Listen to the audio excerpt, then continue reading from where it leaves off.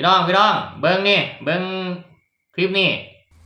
เขาเปลี่ยนลูกปืนวันเวมาแล้วเปลี่ยนชุดวันเวเปลี่ยนชุดสตาร์ทพวกนี้เปลี่ยนมาทั้งเบิดแล้ว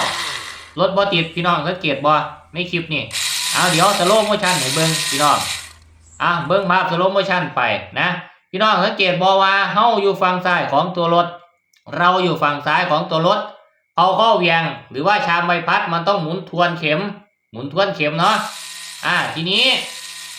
วันเวน่ะไอ้ชุดวันเวเพื่องสตาร์ทมันหมุนตามเข็มเบิดปีสตาร์ทโมมิติดครับถ้าแบบนี้นะในกรณีแบบนี้สาเหตุมันเกิดมาจากอะไรได้บ้าง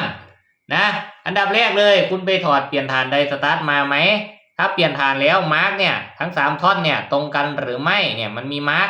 ประเด็นต่อมาประกอบสายไฟเอาบวกกับลบสลับกันไหมประเด็นต่อมายาสิว่าเถอะเว้ยใส่แบตกับขั้วนะใส่แบตกับขั้วลดหัวฉีด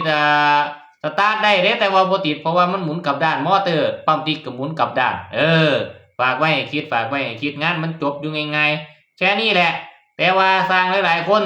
เบิ่งงานแล้วเบิ่งบ่ออกเบิ่งบ่จบล้ามละงานนี่